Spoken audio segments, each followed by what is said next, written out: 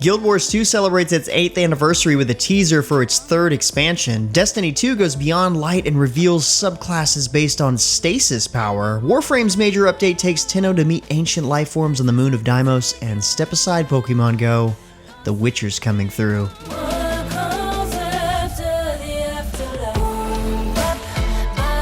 What's up guys, James Blonde here with your weekly recap for gaming news and announcements of the week of August 28th, 2020. And not anything like the last few weeks, we've got a hefty week of news on our hands. And starting it out, Crysis Remastered wanted to set the record straight this past week as they released a preview of the tech trailer, giving gamers a better glimpse of the new graphics that they can expect to find in the remaster. You can see a few side-by-side shots in this short trailer, and the remaster is definitely looking pretty. This comes after some backlash from the trailer leaked in late June, which many argued had no real graphical improvements. I mean, the game already looked really good. Crytek has promised to deliver a full amount of polish, though, and have pushed back the game's release date to September 18th. A new developer video from the team behind Relic Hunters 0 and Relic Hunters Legend came out this past week. Apologizing first for the silence, the team then explained that they have a new anonymous partner that will help them fund the rest of the creation of Relic Hunters Legend. They reassure that they will retain full control of the game and IP, but it will be closing its Founders Pack sales on August 31st. The team will be pushing back the release date, which will be revealed next year. But with these changes come double the size of the team, no exclusivity deals with platforms, and the promise the game will remain free to play.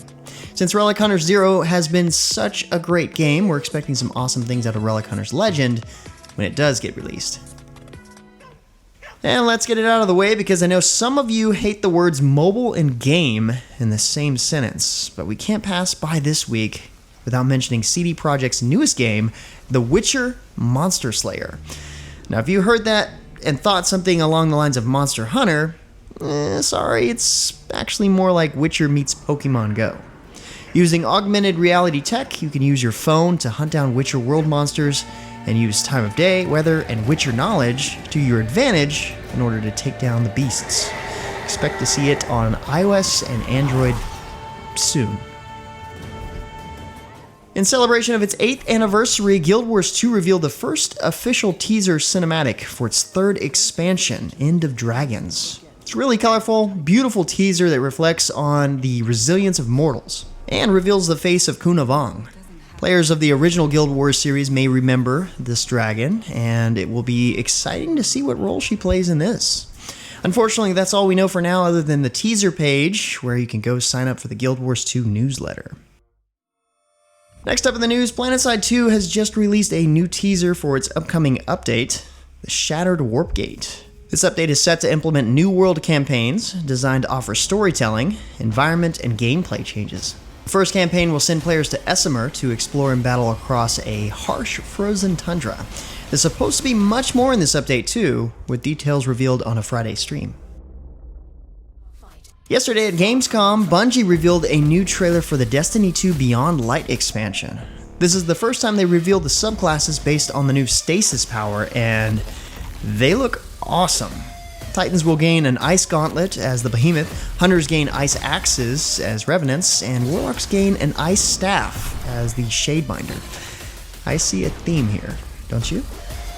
More details on these subclasses are supposed to be revealed during September, but you'll still have to wait until November for Beyond Light to launch. Also this past week, Metin2 announced a new upcoming expansion this September.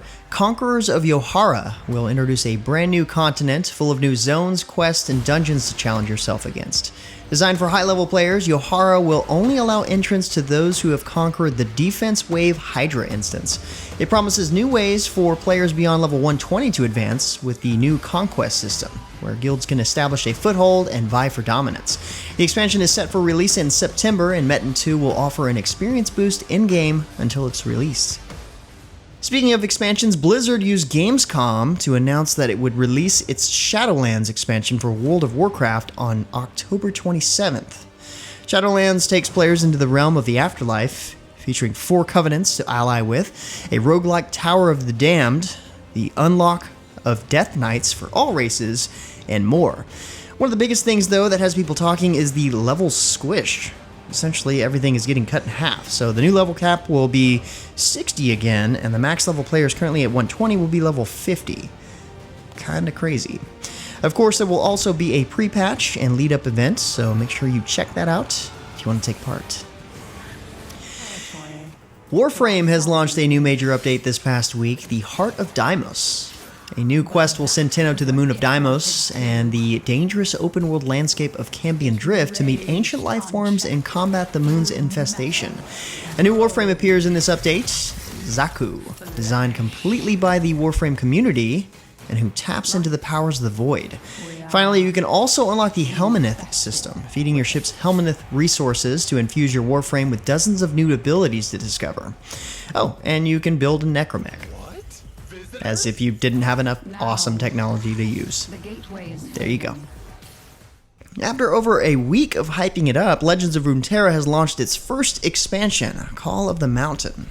This update includes 89 new cards and 7 new champions to fill your roster with. It also introduces the Targon Lab, where you can check out the new champions and their decks. Of course, this also kicks off a new ranked season, and a new Guardian, board, and 4 new emotes round everything out. This is only the first part of the expansion, too, with more cards and champions coming in October and December. Meanwhile, Black Desert has announced 2 related bits of news. First, the PC release date for the Hashashin, the game's 20th class, has been announced for September 2nd, with pre-creation available now. Hashashin is a desert-themed dervish, utilizing sandstorms for movement, ambush, and damage while slicing quickly with his shamshir.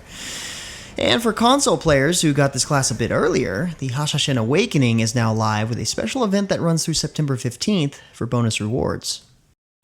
If you're a Nintendo Switch gamer, you can also welcome a brand new MMO to the platform. World of Tanks Blitz has now launched on the Switch, free to play. If you're not familiar with Blitz, the game's key difference is that it aims to offer faster and more accessible gameplay than the original World of Tanks. For instance, Blitz has 7v7 battles compared to the World of Tanks 15 versus 15.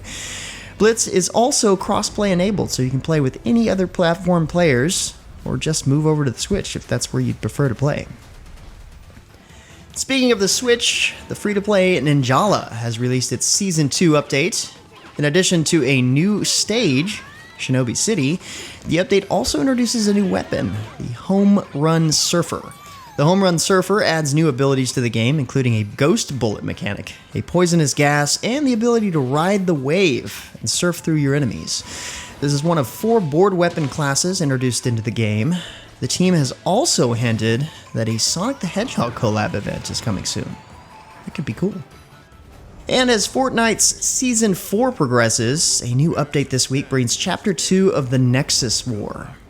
This update brings in new superpowers from the Marvel Comics universe, including Doctor Doom's Arcane Gauntlets and Groot's Bramble Shield. You can now check out some iconic locations, including Doom's Domain, the Sentinel Graveyard, and the Helicarrier. It's an all-out Marvel crossover event. Let's just hope no one gets a hold of the Infinity Gauntlet. That would be sad news for Fortnite. That would be crazy if it just ended the game. Maybe somebody should get the Gauntlet. Finally, let's wrap things up with our Deals of the Week. First up, if you're looking to try something new, Hunter's Arena Legends is free to play this weekend on Steam. This mobile RPG hybrid is normally $20, but you can try it for free this weekend until August 31st. And over on the Epic Games Store, this week's free games are the Assassination Classic, Hitman, and the Fantasy Cyberpunk Shadowrun Collection. That's about $100 value in free games there, so make sure you log in and claim them before next week's recap. Before wrapping things up, I also wanted to mention some news on 2 games I personally enjoy very much. Borderlands 3 revealed its 4th DLC this past week, where Vault Hunters get to step into the mind of Krieg, the psycho-playable character from DLC in Borderlands 2. Really exciting DLC, and equally exciting, Doom Eternal is getting its first campaign add-on, The Ancient Gods. Figured I'd share this awesomeness for those who, like myself, love to hunt vaults and rip and tear. But either way, guys, that's about it for all the major news and announcements for this week. Be sure to stay safe and keep your families healthy. Like always, you can find more information on the news topics linked in the description below. Feel free to discuss the news or even more news in the comments below. And don't forget to like, subscribe, wash your hands a bunch, hit that little bell icon to get notifications, and of course, share this video. But until next time, guys, that's going to be it for me. I'm James Blonde. See you out there, gamers.